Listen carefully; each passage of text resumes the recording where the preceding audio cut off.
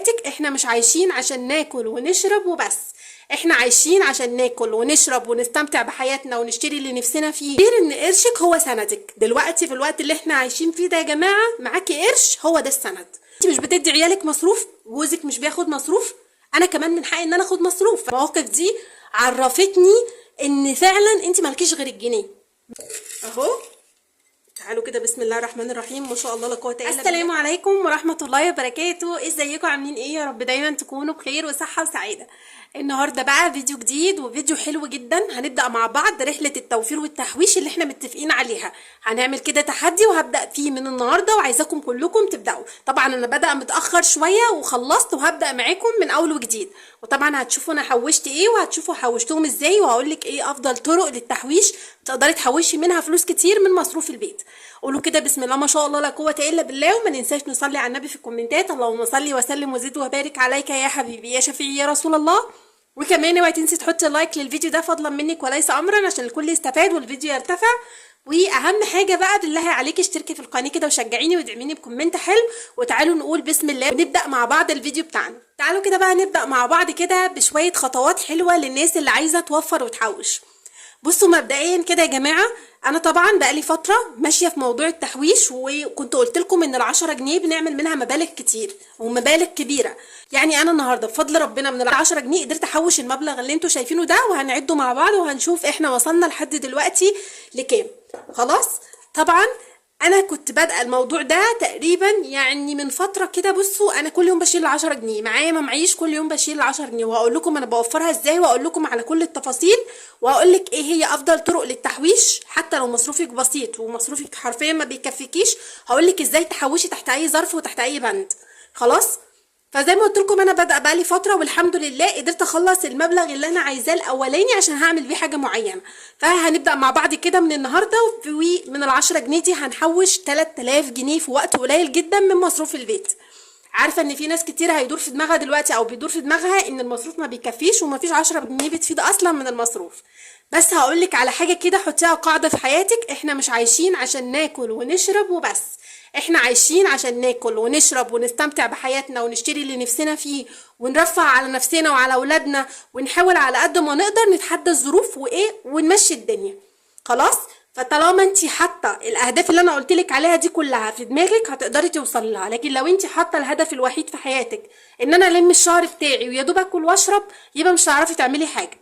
خلاص فلازم يكون طموحك كبيره، ولما يكون عندك القدره ان انت تقدري تحوشي لازم تعملي شويه الحاجات اللي هقولك عليها. خلاص طيب انا دلوقتي طالبه منك 10 جنيه بس كل يوم، 10 جنيه بس هتحطيها كده كل يوم في حصاله، وهنعمل اتنين. واحده هنحط فيها فلوس اللي هي العشرات، وطبعا انا جمدتهم من جوزي خليته جمدهم لي، ويعني كل لما بحوش 200 صحيحه بجمدهم واحطهم ايه في الحصاله زي ما انتم شايفين عشان ما يبقاش فكه، يبقى الموضوع سهل عليا. مثلا محتاجه مزنوقه في 10 اروح ساحبه، مزنوقه في 20 جوزي محتاج مثلا وهو رايح الشغل محتاج فكه فيروح ساحب، لا انا بجمدهم اول باول عشان ايدي ما تتمدش عليهم. خلاص ودايما بعمل البرطمان ده لسه بدايته النهارده. يعني انا كنت محوشه فيه 100 جنيه والحمد لله صححتهم ومشيتني اخر الشهر. يعني مشيتني ال 100 جنيه الجنيهات دي مشيتني اخر الشهر اللي فات اللي هو شهر 8، ومشيتني اخر اسبوع فيه، وعملت لكم الميزانيه بتاعت اخر اسبوع في الشهر. لك برضو على الفكرتين. نفترض مثلا كده ان انا عايزه ابدا رحلتي بقى وابدا من النهارده ان انا اوفر ال10 جنيه من مصروفي كل يوم. اول حاجه لو انت مصروفك باليوم هتوفري ال10 جنيه، طب انا مصروفي بالشهر، يبقى هعمل فكره تانية خالص، وهو ان انا ادخر اي مبلغ من مصروفي اول ما يجي. يعني انا مثلا ال10 جنيه دي على مدار الشهر هبقى عايزه 300 جنيه على مدار الشهر، صح؟ فاول ما اخد مصروف في البيت كده هشيل منه 300 جنيه واحطهم في ظرف او في حصاله وماليش دعوه بيهم نهائي. دي فكره حلوه للناس اللي ماشيه بالشهر، اعتبروها كده البند بتاع الادخار اللي احنا متفقين عليه. ولكن هي مش كده، هي زي الجمعيه كده بتعمليها بينك وبين نفسك، وبتكوني حاطه لها هدف. انا هدفي مثلا انا بفضل ربنا الفلوس دي عايزاها لاني هعمل بيها حاجه معينه انا نفسي فيها. خلاص فحطيت الهدف ده في دماغي والحمد لله قدرت اجمع المبلغ اللي انا عايزاه، وان شاء الله باذن الله اللي انا هشتريه بالفلوس دي مفاجاه. استنوا بقى الفيديو بتاع اللي انا يعني الحاجه اللي هشتريها بجد هتعجبكم جدا، وهقول لكم هي ايه، وكلها برده حاجه خاصه بالتوفير. يعني انا مش هضيع الفلوس كده، لا انا هستثمر في فلوسي بفلوس تانية هتشوفوها ان شاء الله في الفيديوهات اللي جايه. خلاص فزي ما قلت لك كده، انت مصروفك باليوم هتوفري 10 جنيه كل يوم. لو انت مصروفك بالشهر هتوفري 300 جنيه في الشهر. طيب انا المصروف معايا ما بيكفيش، تعالي على نفسك على قد ما تقدري. يعني اعملي اكلات اقتصاديه. في اكلات كتير هتنزل لكم على القناه ان شاء الله ب50 وب30 جنيه. يعني ممكن تمشي اكلتك في اليوم ب30 جنيه وب50 جنيه ان شاء الله باذن الله، حتى لو انتوا اسره 5 افراد. خلاص. كمان ممكن على قد ما اقدر ان انا اوفر في الفواتير بتاعتي اللي مش ثابته، زي مثلا الميه والنور والغاز. الميه والنور والغاز دول لو انت وفرتي فيهم، صدقيني، يعني مثلا في الشهر ده وفرت في الكهرباء، فهاجي اخر الشهر الاقي نفسي بدل ما بدفع مثلا 300 جنيه انا دفعت 250. فال 50 جنيه اللي انا وفرتها دي انا هحطها في بند الادخار بتاعي. وطبعا ده هينطبق على الميه والنور والغاز. وقبل اي حاجه، انا قلت لكم كتير ان قرشك هو سندك. دلوقتي في الوقت اللي احنا عايشين فيه ده يا جماعه، معاكي قرش هو ده السند. خلاص. يعني ما تتعشميش في اي حد غير ربنا، تعشمي في ربنا ثم فلوسك.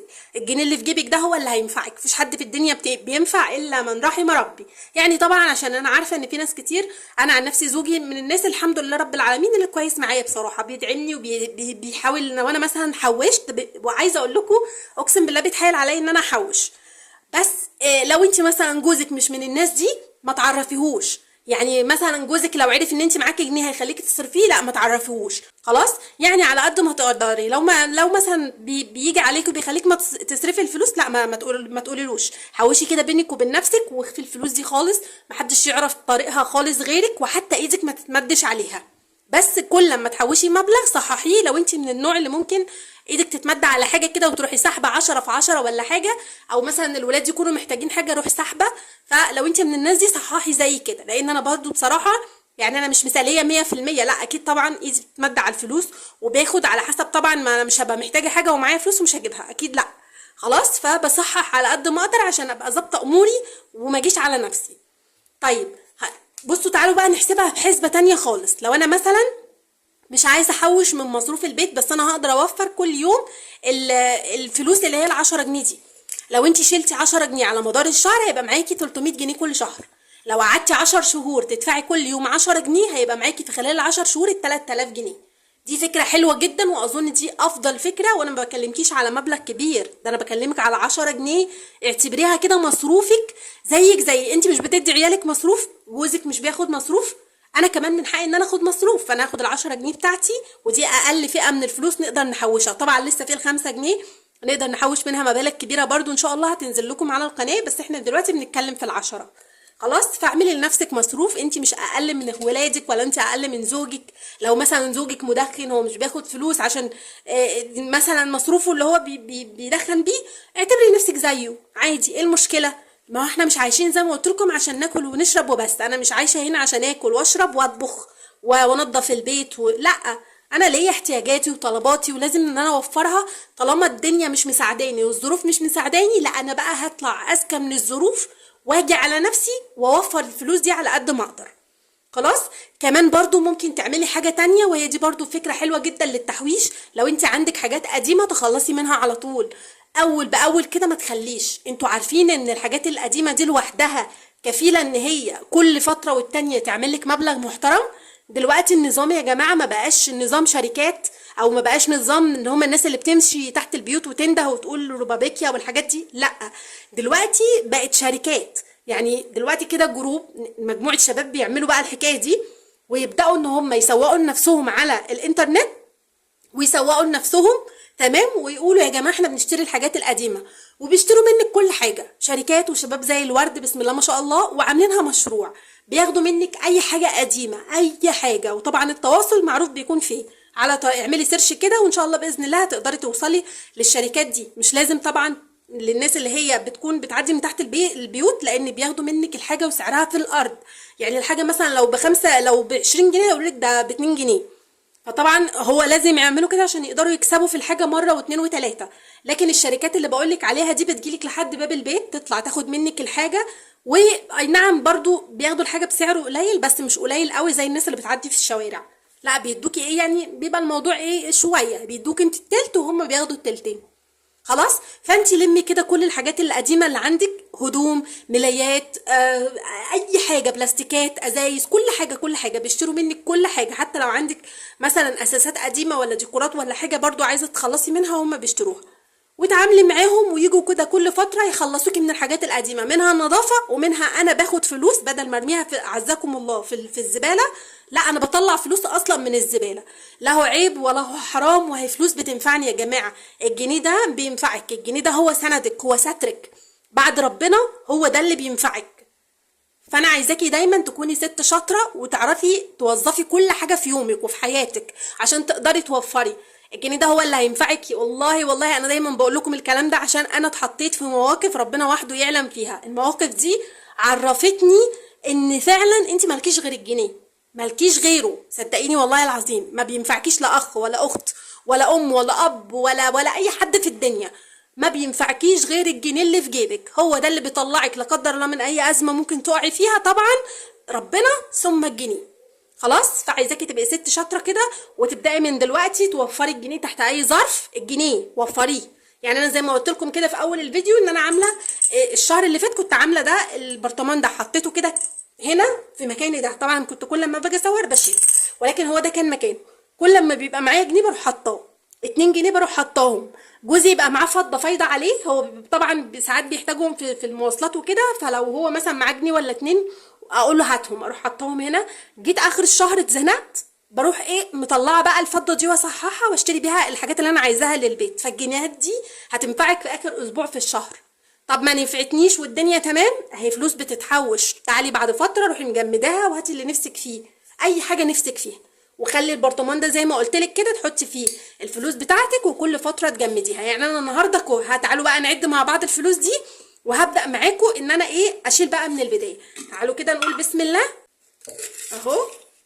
تعالوا كده بسم الله الرحمن الرحيم، ما شاء الله لا قوه الا بالله. طبعا هو مش مبلغ كبير بس يعني اهو على قد الحمد لله. المهم ان انا قدرت اعمل حاجه. ادي 200، ادي 400، ادي 600، ادي 800 او 800، 1000، 1 2 3 4 5، دول 2000 جنيه. الحمد لله الحمد لله الحمد لله، فضل ونعمه. طبعا انا ما كملتش ال3، حبيت ان انا بقى دول انا هعمل بيهم حاجه. يعني انا محتاجه فعلا 2000 جنيه لحاجه ضروريه، فان شاء الله باذن الله هعمل بيها الحاجه دي باذن الله. وهنبدا مع بعض كده من اول النهارده، واهو بدايتنا كده 10 جنيه اهي بسم الله، استفتحنا زي الورد. ونقفل بقى البرطمان ده، وده كده هيتقفل في ظرف كده وهيروح لصاحب نصيبه.